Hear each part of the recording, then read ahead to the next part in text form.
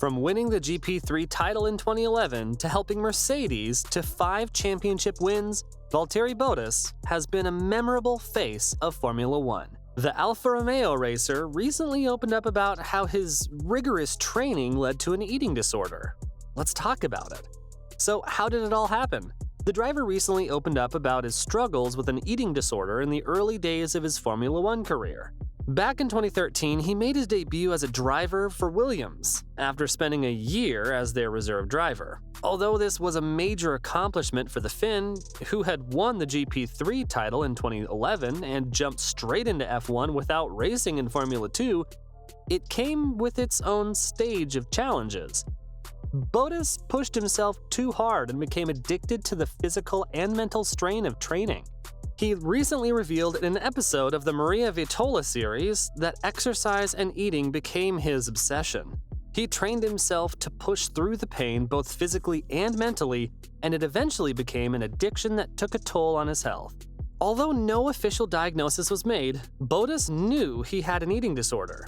He was determined to drop his weight, even below what was considered healthy, just to be the best. His diet consisted of nothing but steamed broccoli, which obviously wasn't very healthy or sustainable in the long run. Looking back on those days, Bottas acknowledges that he went too far. He wanted to be the best and thought that extreme training and a strict diet were necessary to achieve his goals. But now he realizes that balance is key and that taking care of his body is just as important as pushing it to its limits on the track.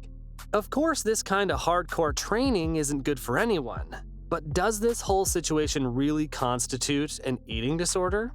The answer is yes. In his early 20s, Bottas was presenting signs of an eating disorder called anorexia nervosa. Anorexia nervosa is when someone basically starves themselves to lose weight, which can be super dangerous and even deadly. In fact, it has the highest death rate of any psychiatric condition, other than opioid addiction. If you have anorexia, your body mass index, BMI, will probably be really low because you're not getting enough nutrients to maintain a healthy weight. People with anorexia often have an intense fear of gaining weight or looking fat, which is what drives their extreme dieting behavior. And that's essentially what was happening with the driver, who had restricted his diet to nothing but steamed broccoli, which is obviously not enough for an adult man. And he'd done so to lose 6 kilograms and reach the ideal weight his bosses demanded. While he may not have had the intense fear of looking fat, Bottas had developed a very unhealthy relationship with food to succeed in his career. And all of these signs point toward an intense eating disorder, and the Finn isn't the only F1 driver to have these struggles. Apparently, Formula One has an appetite for dieting drivers. This is an issue barely anyone talks about, but F1 is really strict about the weight of all the drivers, which can't be easy on their physical and mental health. Since the weight of the driver impacts how fast a car goes, if you want to excel at most motorsports, you'll only do so if you're thin. Apparently, all the drivers, especially those on the taller side, are asked to shed some kilos by their teams. They have to go through constant weight checks, and during the televised races, drivers stand on scales to be weighed by the sport's governing body, the FIA, when they get out of the car. That's because the official rules for F1 racing also have limits for what weight a driver can be. Having your career be so heavily dependent on how much you weigh is probably a very complicated thing for these drivers to navigate. Which is why many of them have developed disordered eating habits or other issues relating to their physical and mental health. F1 veteran David Coulthard opened up in his autobiography from 2007 about struggles with an eating disorder called bulimia in the early days of his Formula One career. Bulimia is when someone eats a lot of food in a short period of time, called a binge, and then tries to get rid of the calories by purging through vomiting or using laxatives. Coulthard explained that he had to keep his weight down to be a competitive racer, and this pressure played a role in his battle with bulimia.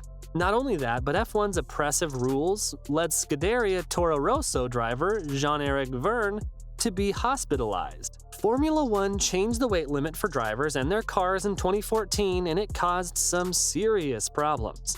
One driver, Jean-Eric Verne from Scuderia Toro Rosso, tried to go on an extreme diet to meet the new weight limit, but it didn't go so well. You see, the car is weighed with the driver inside, so if the minimum weight isn't high enough, the driver has to lose weight instead, and that's what happened to Verne. He tried to lose a bunch of weight and ended up in the hospital for a bit between two races.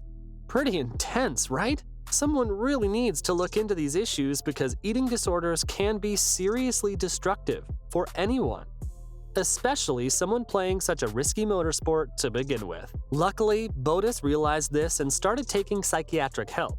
He was dealing with some tough stuff and decided to seek help from a therapist. He was so focused on racing that he didn't have much of a life outside of it. And the therapist pointed out that he was like a robot, just trying to reach his goals without feeling anything else. Around the same time, Bottas's former teammate in Formula 3, Jules Bianchi, had a terrible accident at the Japanese Grand Prix. Unfortunately, Bianchi passed away from his injuries the following year. Bottas says this hit him really hard and made him realize that he needed to take better care of himself. So he started seeing a therapist to help him cope with everything that was going on. When he made the switch from Mercedes to Alfa Romeo in 2021, he went back to the therapist to help him transition. It wasn't easy for him, especially when he didn't know which team he would be driving for the following season. Despite being a tough guy and thinking he could handle everything on his own, Bottas realized that it's okay to ask for help. The therapist knew how to ask the right questions and help him unlock the things that he was feeling. And that's a really important lesson for anyone. Sometimes you need someone else to help you navigate your way through tough times. And Bottas has taken another huge step by going public with his story, which will definitely be helpful for other drivers. In fact, his story even got F1 TV icon Ted Kravitz to apologize to him. Kravitz put his foot in his mouth when he made a comment about Valtteri Bottas losing weight ahead of the 2023 F1 season. He didn't know that Bottas had struggled with an eating disorder in the past, and his comment was unintentionally insensitive. Totally unaware of Bottas's past, Kravitz made a comment about him looking slimmer than usual during the Bahrain Grand Prix weekend, and said something about his mom suggesting he needed to eat more. Kravitz realized his mistake soon after, and he issued an apology on his Ted's Notebook program. Grand Prix, where a couple of the fastest lap today. Kravitz felt terrible about joking about Bottas's weight loss, and he plans to clear things up with Bottas too. Well, there you have it. This was all the information I had about Valtteri Bottas's eating disorder.